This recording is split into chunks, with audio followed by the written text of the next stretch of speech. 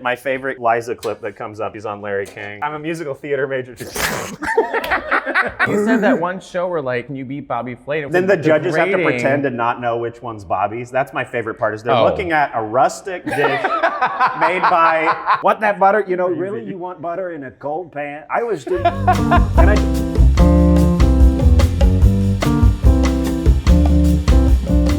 Hello everybody, welcome back. Oh, Rosewood, you know Rosewood Baker. Yeah. Should you want me to call you Jadge? Jadge, that's the nickname, yeah. That's but is that like a work thing or is it just because I just No, my wife calls Austin. me Jadge, you know. I went by Austin my whole life. Really? And then I acted in like some Christian movies. What? And then when I wanted to... Hold on, no. We're stopping draw right there. a line. What Christian movies? I'm in an anti-abortion film called October Baby that opened 8th in the nation when the week it came out. And what role did you play? Like, I'm like, for some reason, I'm the guy who's like, we gotta go to Mardi Gras. You've never cast me as that in a million fucking years. Everybody who made the movie was great. I just disagree with the inherent concept of the politics. So this is when you know you're an actor, when you're showing up for a movie. I played a British TV show host from the future that got murdered by a demon. Yeah. I'm happy to be involved. Okay, so James. I use my full name. It's very, like, you know, it's very throwback to the 90s. It's like Jonathan Taylor Thomas. Oh yeah, it's the 3-name thing. It's serious. That's what I like about it. Yeah. And it's my real name. That's the other thing, is that, well, Yeah. it's my actual name. What am I gonna be, James Johnson? Yeah, you fell asleep as I was saying the name James Johnson. You were just like, ugh. You're right. The Austin really throws it in, too. Austin Johnson is just a little bit, has this fratty kind of. And if there's like, no ethnicity to anything, you're like, the Austin really kind of adds in like a, it takes it there. It's a nice spice. Yeah, James Johnson could be like a starting forward for, you know, Alabama. I don't even know what that's supposed to mean. A starting forward could be a backward behind. I have no idea. A verse. What is verse? Otter. They're all verse. So today we are making Cutlets. Oh, by the way, sorry, I'm supposed to promote. Okay, this is my new book, Your Pasta Sucks, a cookbook with Matteo Lane, available at MatteoLaneComedy.com or bookstores anywhere. Today we're not making pasta, but we're making a this is like a staple in every single Italian home. I can't wait to make this. I'm looking at what it is and I'm gonna eat all of it. Yeah, it's great. It's cotoletta. It's fried chicken breast on both sides. I mean, every guinea kid eats it. Now, you said you grew up in Nashville? Grew up in Nashville, Tennessee, so, you know, all of the food around me is like food that's designed to kill you. Biscuits, butter, bacon, fat, and everything. Yeah, Southern food is amazing. You just can't eat it more than once a month. Yeah. Or you'll die of the same preventable diseases that have been killing my people for hundreds of years.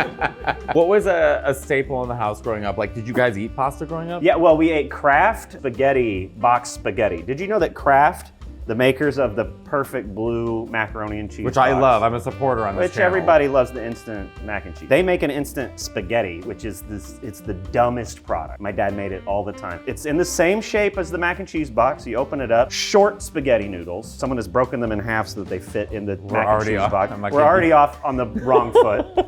And then a seasoning packet, like literally Bloody Mary mix, that you mix with like tomato paste, and that's your red sauce. And we would just serve it like, you get the pasta, you know, the pasta grabber, coagulated pasta, and you get that grabber that's also the colander, that's also the fork, but it's also a spoon.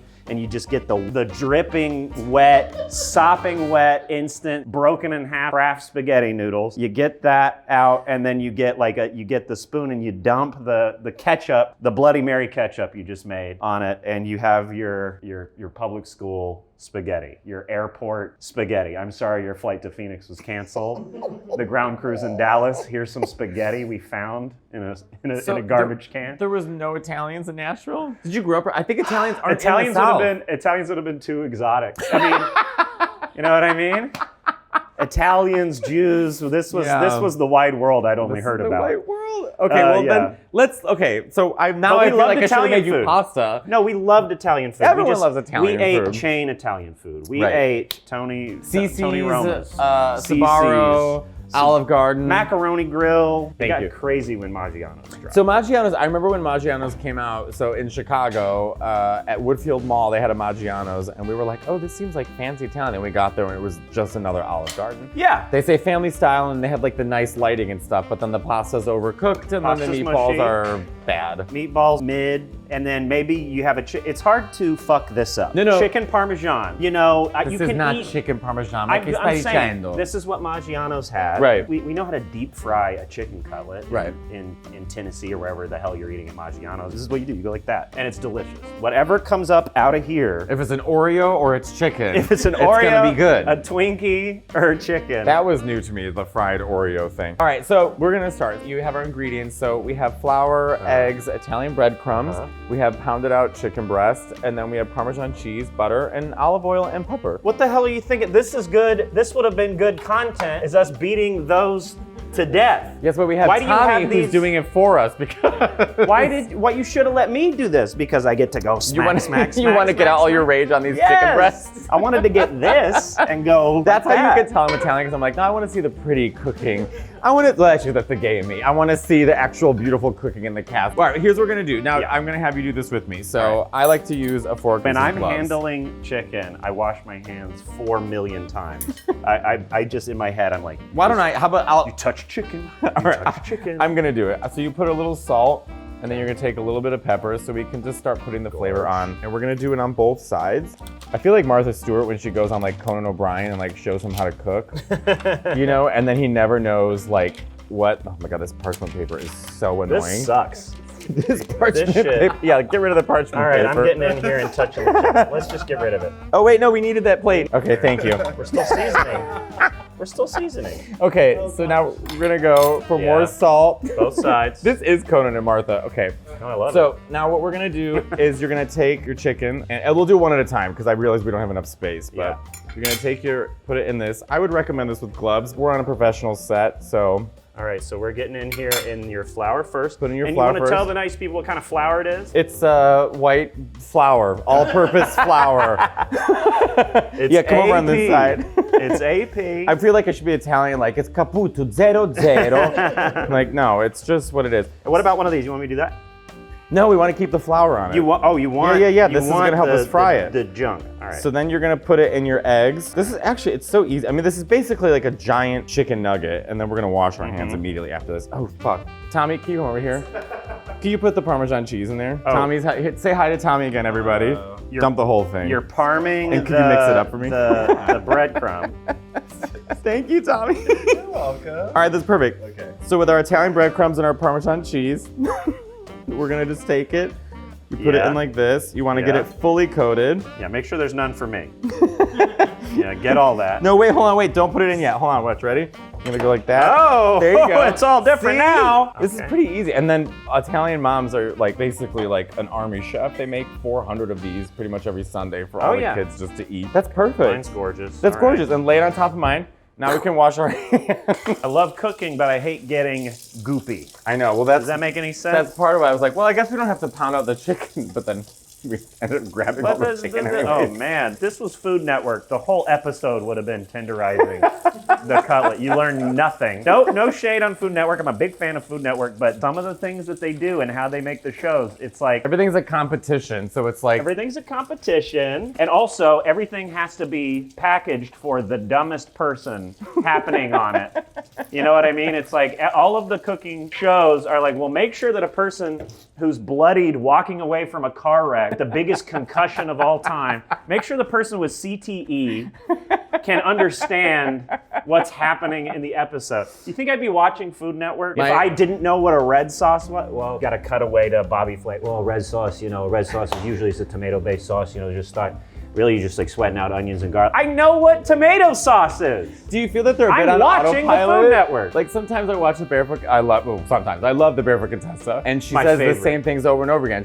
Here's her phrases. How fabulous is that? And then she'll say, "You want to use the oil for the heat and the butter for the flavor. If you can't make it yourself, store-bought's fine." Like she just, it's always. I notice with her too, she's very calm when she's cooking at home. But then a second, like a friend comes by, it's very anxious and nervous, and she's she's giggling all the time. Yeah, it actually makes me uncomfortable. All right, so now we're gonna start frying it. Southern part of you should appreciate this, right? Yeah. We're gonna fry it. So we're gonna put it on like a medium heat. Before you put the oil on, you want to make sure that the pan is not me. I'm like touching the pan. Oh, I can feel where the burners are. We love gas. We're moving to a new place, the electric coil, and I don't know what that's gonna do to. I'm putting in 2 tablespoons of butter.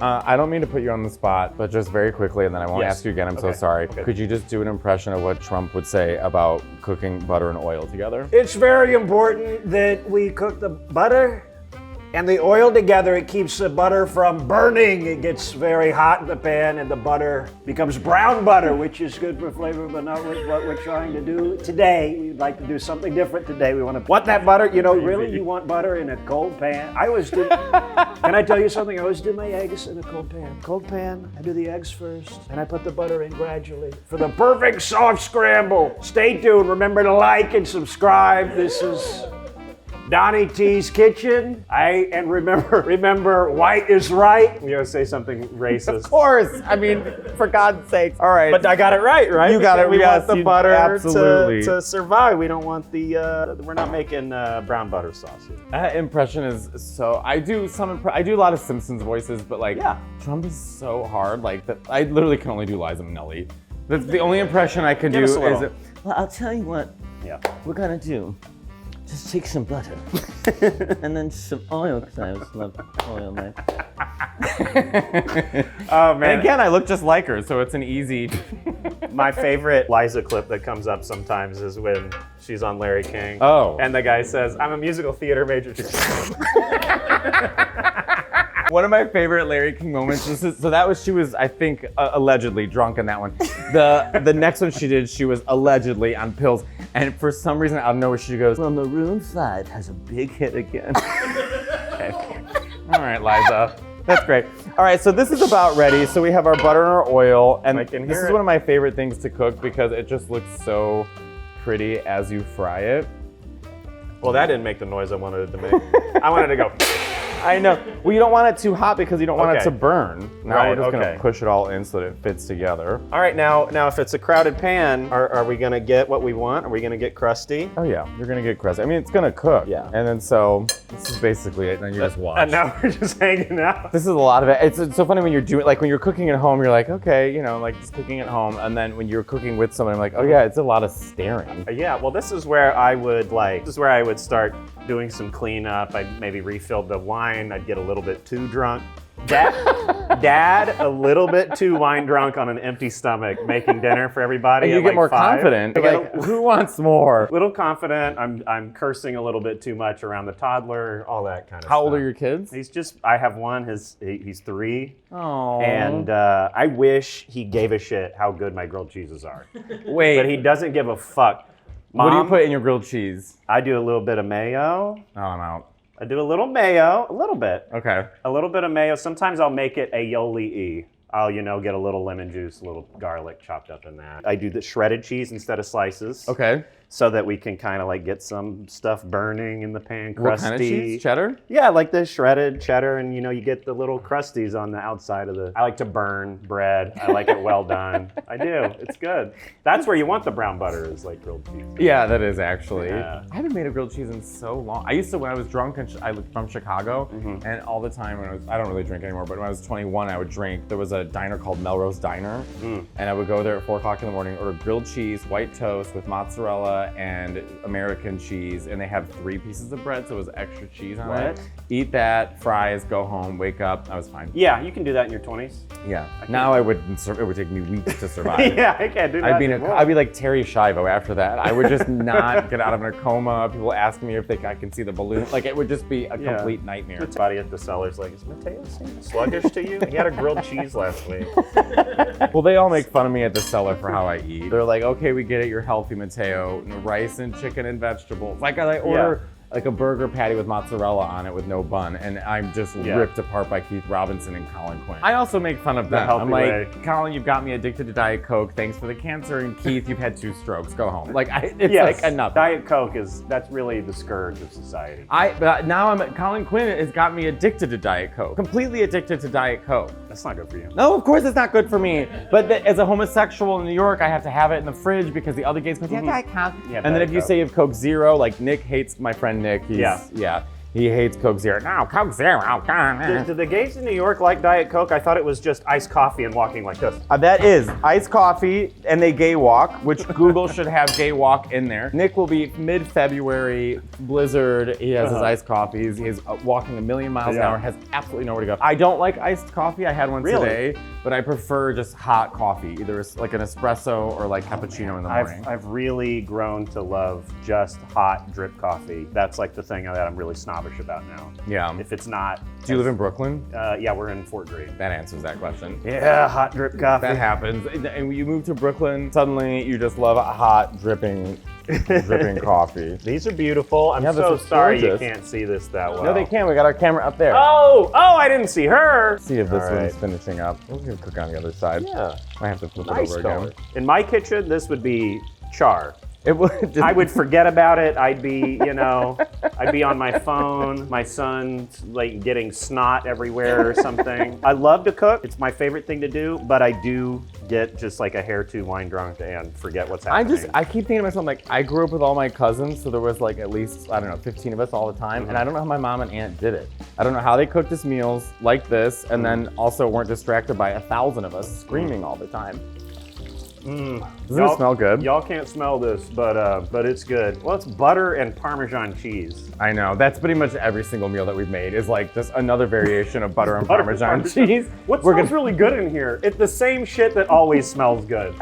Butter and fucking onions. Garlic. Did you have roommates all throughout comedy? Your young absolutely. life? Were you cooking and they were always like, what is it? I lived with Sashir Zameda and Ryan Beck for a year. Okay. And we were like a little family. I cooked for them every single night. Yeah. So Sashir would come back from SNL and I would have her entire meal made with a little note on it, so love you. Then I moved in with my friend Evan Williams and his then wife Felicia, and they didn't like pasta the same way. They're from the South. So they're like, we don't eat pasta, So I was like, well, I guess I'm done cooking here. I just think it's so funny when roommates wander into the kitchen and, if they don't cook, they're always like, what are you doing? The same thing I do every day. I am sauteing onions and garlic in some olive oil. I remember the first time I had a roommate in Chicago. I just want to make sure the other side. You're trying to kill me. That just got my nose. Oh, here, sorry. The easy target.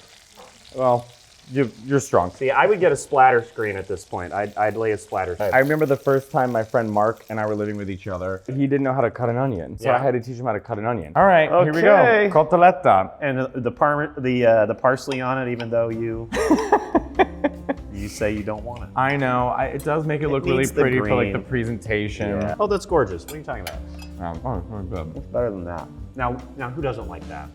Ina? Who doesn't love that? No, who wouldn't love that? So one time she made beef stew and coffee ice cream. And then for some reason she went away because I guess Jeffrey can't fend for himself. She had to cook for him. So she calls him and she's like, how's the chicken stew? He goes, oh, it's wonderful. He was eating the ice cream. She goes, oh, busted. I made chicken stew. You're eating the ice cream. I was like, this is the marriage that I need. Jeffrey's in town. He has a meeting with Henry Kissinger. They're weird Washington jobs. That's what I'm obsessed with. It's like, while my friends are figuring out how to destroy the world. I'm gonna world. make some great ricotta croissant. I used to make these profiteroles all the time when I worked in George H.W. Bush's budget oversight office. My friend Frank Liotti was a really funny comic. He used to go, my friend Sandra's coming over. Her father owns the Atlantic Ocean. Just like the most unrelatable people on the face of the planet. I have to say, I read her book though. I should be talking about my book, but whatever. I read her book. She had a fascinating life and not what you would expect. Like, I mean, she really worked her way there, and she talks about like separating from Jeffrey for a while. And so I handed it to her. This is great. This is literally just every Italian kid. This is it. This is all we ate. This is it. Wasn't very long, like 6 ingredients. This is attainable. This is very attainable. This is easy. This is an easy Even you moron, you can do this, you piece of shit. That kind of is the name of my book, Your Pasta Sucks. I just thought if you're at a bookstore and you're looking at a cookbook, you're already admitting I don't know how to cook the thing. So if someone's telling you your pasta sucks, it's intriguing. I thought it was a funny joke. Oh, and then when you see, I mean, come on. How do I get Matteo Lane ripped? Well, can you help me? I'll tell you. It's a lot of self-doubt. Okay. I have a really strong belief, and I talked about this earlier. I think bananas need to mind their own business. Agreed. I think that they shouldn't be in everything. You can't be bread, you can't be ice cream, it's enough. Like, you're fine in a smoothie, you're fine by yourself, but like, You're not everything. You're not one of those flavors. Yeah. Stop acting like you're one of those flavors.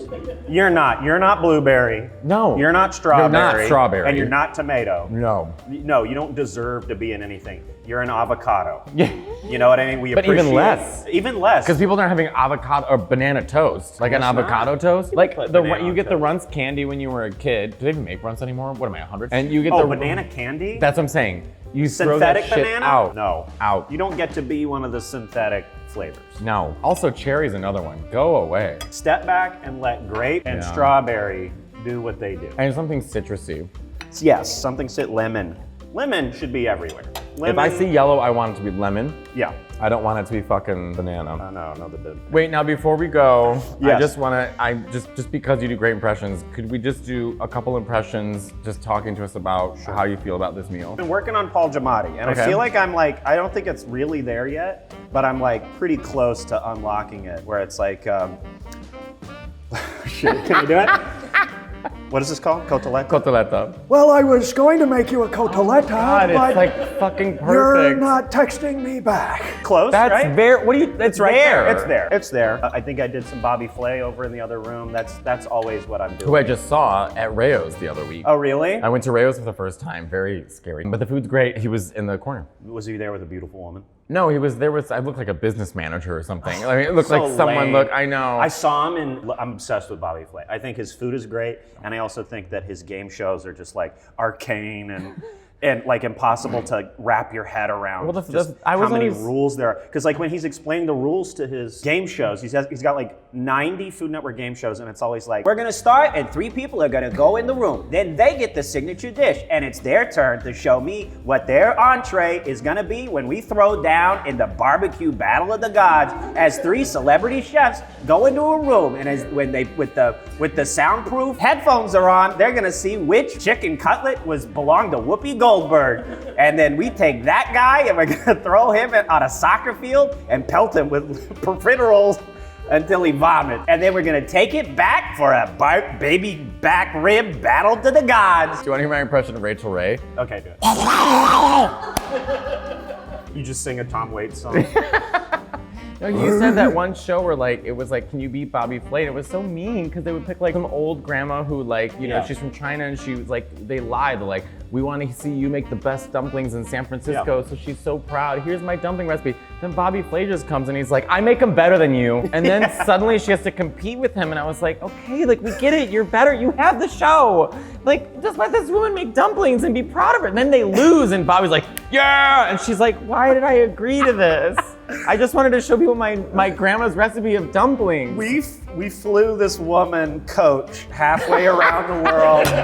She's got a Frontier. brittle, her recipe handed from her great-great-grandmother looks like the Dead Sea Scrolls. And then Bobby's like, oh, I've never made penne and curry before. But I'm gonna make it better. Here's my penne and curry inspired enchiladas. Yeah, and it's so like. Then the judges have to degrading. pretend to not know which one's Bobby's. That's my favorite part, is they're Oh. looking at a rustic dish made by a woman the same way for 200 years. And they're looking at Bobby's like, verde drizzle, cheese, bechamel, like perfect sprig. It's in a chimichanga. Which one's Bobby's? So I used to have a joke about that because you would watch like British Bake Off versus like Chopped, and like the British Bake Off, you know, they're so nice to you. Like, Yeah. it's today we're gonna be making, you know, pastries. Oh, can I help you? Meanwhile, in Chopped, it's like you have 15 minutes to make this. You have duct tape and an eel, and if you don't make it, we will find your mother. And like it was just so like, why are we so competitive over here? Anyways, thank you so much for coming today. Tell everyone where we can find you. The internet, NBC, Saturday Night NBC, Live. Saturday Night Live. Find me on Meta's family of wonderful products at Jaj Center, J-A-J Center. Yeah, thanks for watching. Smash that like button. And make sure to get my book, Your Pasta Your Sucks, Pasta a Sucks. cookbook Here. with Matteo Lane. Move your Sorry. finger, dear. There we go. Yes, there. Your pasta sucks. All right, thank you, everybody. Thank you.